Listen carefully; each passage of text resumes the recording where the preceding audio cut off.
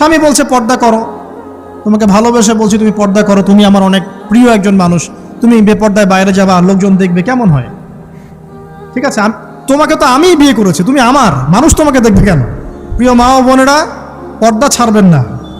আপনাদের জন্য 4টা কাজ: স্বামীর আনুগত্য করা, লজ্জাস্থানের হেফাজত করা, আপনার 5 ওয়াক্ত সালাত ঠিকঠাক মতো আদায় করা এবং রমজান মাসে সাওম রাখা।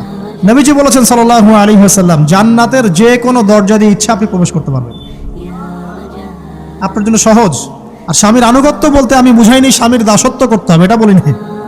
এখনকার কিছু ফ্যামিলিস্ট মেয়ে আছে, ওরা আনুগত্য শব্দ মনে হয় যে দাসত্ব মনে হয়। আনুগত্য দাসত্ব এক জিনিস না। আনুগত্য কি? স্বামী কোরআন সুন্নাহর অনুকূলে কোনো কথা বলেছে, আপনি মানবেন। স্বামী বলছে পর্দা করো, তোমাকে ভালোবেসে বলছি তুমি পর্দা করো, তুমি আমার অনেক প্রিয় একজন মানুষ, তুমি বেপর্দায় বাইরে যাবা, লোকজন দেখবে, কেমন হয়? ঠিক আছে, তোমাকে তো আমিই বিয়ে করেছি, তুমি আমার মানুষ, তোমাকে দেখবে কেন? ঠিক আছে, তো এখন স্বামী ভালো কথা বলেছে, আপনি শুনলেন, এটা আনুগত্য।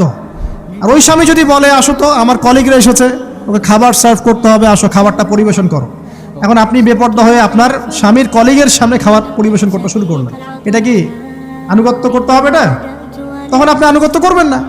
সিম্পল, কোরআন সুন্নাহর অনুগত কাজে আপনি স্বামীর আনুগত্য করবেন, বিপরীতে গেলে আপনি করবেন না। স্বামীর আনুগত্য মানে স্বামীর দাসত্ব নয়। আর এই হাদিসটা আপনি কেন ভুলে যান যে আল্লাহ রাসূল সাল্লাল্লাহু আলাইহি ওয়াসাল্লাম বলেছেন, আল্লাহ ছাড়া যদি কাউকে সেজদা করা যেত, সম্মান বুঝাচ্ছেন, আল্লাহ ছাড়া যদি কাউকে সেজদা করা জায়েজ হতো, আমি মেয়েদেরকে বলতাম যেন স্বামীকে সেজদা করো। কেন?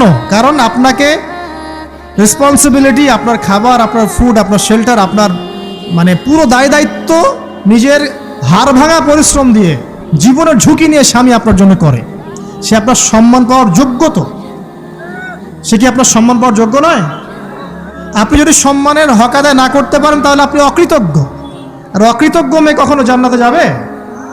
একটা হাদিসে আছে, বেশিরভাগ মেয়ে জাহান্নামে যাওয়ার অন্যতম কারণ হচ্ছে তারা স্বামীর সাথে কুফরি করে। কি করে? মানে সারা জীবন স্বামী ভালোবেসে যায়, ভরণ পোষণ দিয়ে যায়, সব চাহিদা পূরণ করে যায়, একদিন দেখবেন কথা কাটাকাটি হয়েছে, ওই দিন বলে বসবে যে তোমার কাছে আমি কিচ্ছু পাই নাই সারাদিন। এই যে কুফরি, এই কারণে তারা জাহান্নামে যেতে পারে বেশি। আল্লাহ হেফাজত করুন। আমি আরেকটা কারণ হচ্ছে যে বেপর্দা। আপনাকে 4টা মূলনীতি ফলো করতে হবে। 1, এমন কোনো পোশাক পরবেন না যে পোশাকটা আটো সাটো, যেটা পরলে আপনার গায়ের কাঠামো বোঝা যায়। এটা বোরখা হলেও পরা যাবে না। আমি কি বুঝাতে পারছি? ডিজিটাল বোরখা দেখেন নাই? দেখছেন? মাশাআল্লাহ। আর কারা কারা দেখছেন? এদিকে চোখ বেশি যায় না? আচ্ছা, এমনি দেখা যায়, চোখ দিতে হয় না, এমনি দেখা যায়। ডিজিটাল বোরখা চলবে না, ডিজিটাল বোরখা চলবে না। আমার মত, এটা আমি মত দিচ্ছি, আমি আল্লাহর রাস্তায় সময় দিয়েছি অনেক দিন, এবং এখানে যে পর্দাটা শেখানো হয় এরকম পর্দা আমি অন্য কোথাও দেখিনি। এত চমৎকার পর্দা শেখানো হয়। কারা কারা সময় লাগিয়েছেন? 3 দিন 7 দিন সময় দিয়েছেন কারা কারা? বেশিরভাগই দেন নাই।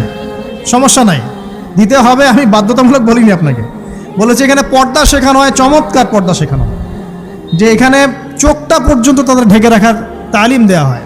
যাই হোক, যেখানেই শেখেন অ্যাটলিস্ট পর্দাটা শিখলেই হলো। এমন পোশাক হবে না যেই পোশাকটা আটো সাটো, যেটা পরে আপনার গায়ের কাঠামো বোঝা যায়। 2 নম্বরে এমন পোশাক পরা যাবে না যেই পোশাকটা পরলে বাহির থেকে ভিতরের অঙ্গ দেখা যায়। দেখেছেন? দেখেন নাই? দেখছেন হুজুর? আচ্ছা, আপনারা তো সব দেখেন দেখি। তারপরে 3 নাম্বার, এমন পোশাক পরা যাবে না যেটা অমুসলিমদের সাথে সাদৃশ্য আছে। কথা বুঝতে পারছেন? অমুসলিমদের ধর্মীয় বিষয়ের সাথে সাদৃশ্য আছে এমন পোশাক মুসলিম মেয়েদের পরা যাবে না। এর মানে এই নয় যে অন্য ধর্মকে আপনি আক্রমণ করবেন, এটাও নয়। যে যার ধর্ম তাদের স্বাধীনতা মতো পালন করবে। মুসলিমরা বাধা দিবে? দিবে না। মুসলিমরা দাওয়াত দিতে পারে। কি করতে পারে? দাওয়াত দিতে পারে যে ভাই, যে লা ইলাহা ইল্লাল্লাহর কনসেপ্ট আপনাকে বুঝাচ্ছি, আল্লাহ ছাড়া কোনো মাবুদ নাই, মুহাম্মদ সাল্লাল্লাহু আলাইহি ওয়াসাল্লাম সর্বশেষ রাসূল, এই কোরআন পড়ুন, হাদিস পড়ুন, দেখুন এটাই হচ্ছে মানবতার মুক্তির সনদ। এরপর যদি সে ইসলাম কবুল করে আলহামদুলিল্লাহ, যদি না করে এর হিসাব কে দিবে? সে নিজে দিবে। এর হিসাব কি আমাকে দেওয়া লাগবে? দেওয়া লাগবে না। তো অমুসলিমদের সাথে সাদৃশ্য আছে এমন পোশাক চলবে না। আর 4 হচ্ছে, পুরুষরা মেয়েদের পোশাক পরতে পারবে না, মেয়েরা পুরুষদের পোশাক পরতে পারবে না। জি, আপনাদেরকেই বলছি, আপনারা জিন্স পরতে পারবেন না, মেয়েদেরকে বলছি, এবং টি শার্ট পরতে পারবেন না। আপনারা ওই যে যা ইচ্ছা তাই ড্রেস পরে বলবেন যে হাজার বছরের সভ্যতা সংস্কৃতি, এসব বাজে কথা চলবে না এখানে। এটা হাজার বছরে কোনোদিনও আমাদের দাদা নানিরা এগুলা এগুলা কখনো পরে নাই, পড়ছে? আপনার দাদি কখনো ওইরকম পরছিল শাড়ি? তো যে বললো হাজার বছর থেকে পরে আসতেছে নাকি। সুবহানাল্লাহ। তো এখানে বিষয়টা হচ্ছে পুরুষ মেয়ের পোশাক পরতে পারবে না, মেয়ে পুরুষের পোশাক পরতে পারবে না। আমি খুব সংক্ষিপ্ত করে আপনাকে কোরআন সুন্নাহ থেকে 4টা মূলনীতি বলে দিলাম। এই 4টা মূলনীতি কোরআনেও আছে, হাদিসেও আছে। আসেন, এই যে নারীর অবমাননা, এই বিষয়টা আইয়ামে জাহিলিয়াতে যেমন ছিল, এখন দেখবেন আরো বড় পরিসরে এসেছে। আসে নাই? এই যে ফ্যাশন শো, দেহের প্রদর্শনী, বিভিন্ন ফিল্মস দেখবেন, ফিল্ম ইন্ডাস্ট্রিজে দেখবেন, মিউজিকে দেখবেন, পর্নে দেখবেন, মেয়েদের দেহটাকে নিয়ে ব্যবসা করা হচ্ছে। আগে তো না হয় কন্যা সন্তান হলে জীবন্ত পুঁতে ফেলতো নাকি, এখন যদি গর্ভের বাচ্চা মেয়ে জানে, অনেকে আগেই মেরে ফেলে। বোঝেন নাই মনে হয়? অনেকে যদি জানে যে গর্ভে মেয়ে সন্তান আছে, আগেই মেরে ফেলায়। এমন অনেক দেশ আছে, আমি নাম বলছি না দেশের সঙ্গত কারণে, যে সে দেশে এরকম মেয়ে সন্তানকে এই যে খালাস করে ফেলার, নষ্ট করে ফেলার, ভ্রূণ নষ্ট করার আলাদা ক্লিনিক আছে, আলাদা হসপিটাল আছে। বলে নাউজুবিল্লাহ।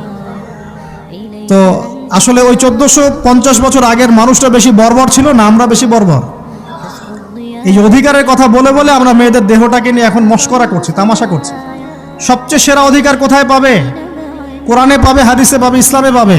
তার পর্দা নিশ্চিত হবে, দেহ সেফ থাকবে, তার ইজ্জত নিশ্চিত হবে, ইজ্জত সেফ থাকবে, তার সম্মান সেফ থাকবে, তাকে রাজরানীর মতো স্বামী বাসায় রাখবে, কারণ সে হচ্ছে তার কাছে সবচেয়ে মূল্যবান প্রিয় বস্তু। শুধু তাই নয়, সম্পত্তির অধিকার তাকে দিতে হবে।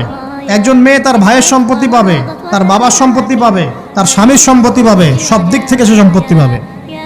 আর একজন ছেলে কিন্তু সব দিক থেকে সম্পত্তি পাবে না। এই বিষয়গুলো যখন এক শ্রেণীর মানুষ বোঝে না, তখন ইসলামের বিরুদ্ধে অহেতুক প্রপাগান্ডা চালানো শুরু করে। সবচেয়ে সেরা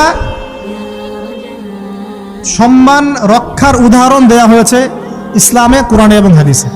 এই কথাটা আপনাদের মা বোনদেরকে বোঝাবেন, তবে নম্রতার সাথে বোঝাবেন, কারণ উচ্চবাচ্য করলে তারা কথা শুনবে না। আর আল্লাহ রাসূল সাল্লাল্লাহু আলাইহি ওয়াসাল্লাম বলেছেন, কিছুটা বাঁকা হাত দিয়ে তাদেরকে তৈরি করা হয়েছে। যদি আপনি শক্ত করে চাপ দিতে যান তাহলে ভেঙে যাবে, আর যদি আপনি ওই অবস্থায় ছেড়ে দেন তাহলে বাঁকাই থেকে যাবে।